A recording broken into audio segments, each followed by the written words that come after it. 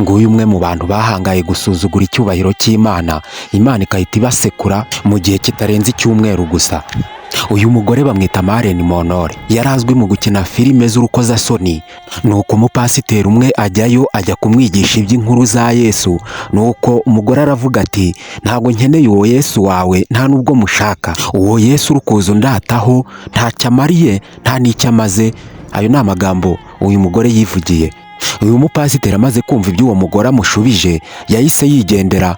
Maze hashize igihe gito nk'umunsi umwe, pasiteri igihe yari atangiye kubwiriza, yahereye ku nkuru yamubabaje uburyo yagiye kubwiriza uyu mugore agatuka umwami Yesu.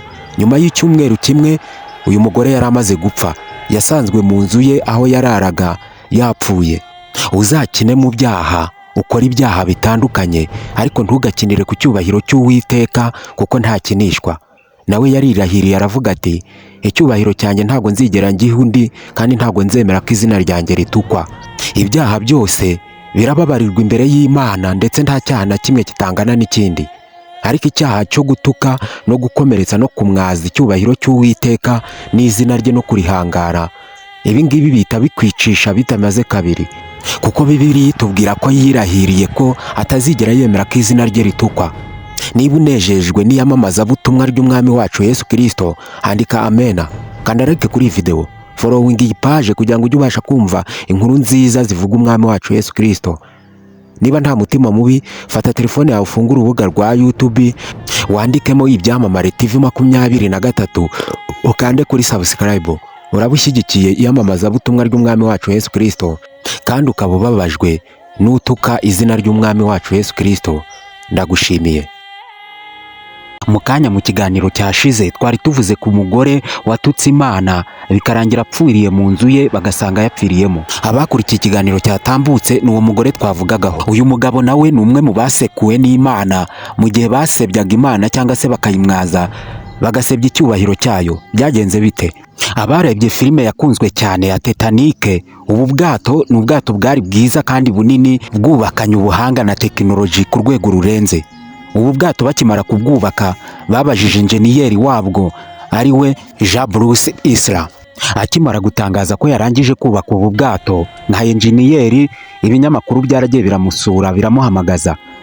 Maze umunyamakuru arabaza ati, ese ubu hari ikintu gishobora gutuma ubwato bwawe burohama?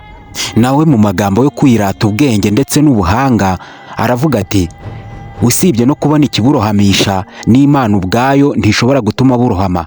Mu gihe gito kitarenze iminsi 2 yashyize ubu bwato ku nyanja butangira akazi kabwo. Ubu bwato bwakoze urugendo rwa mbere. Mu minsi 2 gusa ubu bwato bwari bumaze kurohama n'abarimo bose, ndetse nawe wabwubatse ararohama kandi arapfa kubera ururimi Jean Bruce. Ibyo byarangiraho n'ubwato bwe. Kuva kera mu byanditswe byose, umuntu wese wasuzuguraga izina ry'Imana yarakubitwaga bikomeye, ndetse bikamukurizamo gupfa cyangwa se agahanwa igihano cy'imyaka irenze 7. Ushobora gukora ibyaha runaka Imana ikakwihorera, ariko ntabwo byemewe gukinira ku cyubahiro cy'Uwiteka usumba byose, kubera ko ku cyubahiro cy'Imana iratimbura, igasekura, ikamwaza, igatibura. Icyubahiro cy'Imana ntikikinishwa.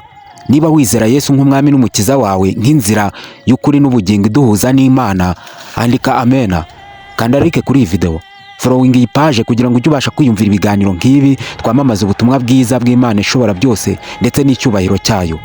Niba nta mutima mubi, fata telefone yawe ufungure urubuga rwa YouTube, wandikemo Ibyamamare TV 23, ukande kuri subscribe. Icyubahiro ni icy'Imana ibihe byose. Amena. Ndabashimiye. Turacyari kuri ba bantu batutse Imana, Imana igahita ibasekura ikabica. Shimiye wowe udukurikira buri munsi, wowe wakanze follow kuri iyi page, ugakanda na subscribe kuri YouTube channel yacu. Niba utarabikora, kanda follow kuri iyi page kugira ngo ujye ubasha kumva ibi biganiro.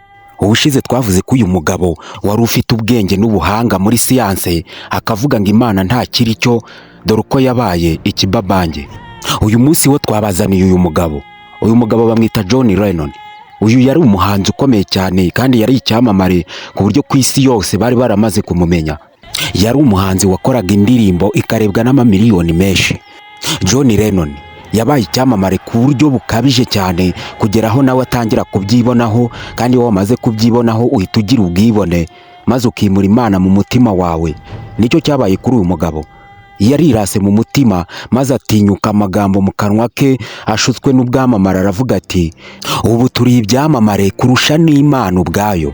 Mu yandi magambo yaravuze ati n'Imana ubwayo kubera kuntu twabaye ibyamamare ntabwo ishobora kudufungura udushumi tw'inkweto.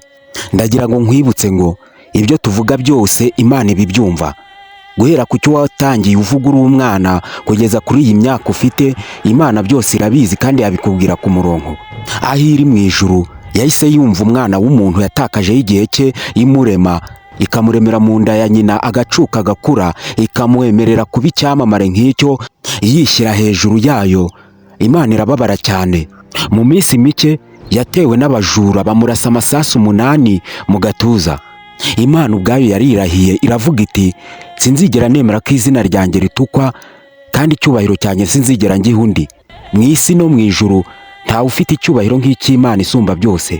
Iyo ushatse kwishyira hejuru ihita igusekura, kuko ntabwo izigera yemera kugiha undi. Na Yesu umwana wayo yatumye kuducungura akabyemera. Yaramubwiye ngo muguhaye ubutware bwose n'ubwami bw'isi n'ijuru havuye mu izina ryanjye. Niba nawe uri mu bababazwa n'abasuzugura icyubahiro cy'Imana yacu isumba byose, andika amena. Kanda like kuri iyi video. Niba utaraforonga iyi page bizakugora kongera kunyumva.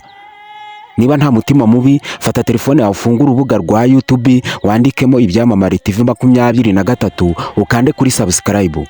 Ndabashimiye, naho ubutaha.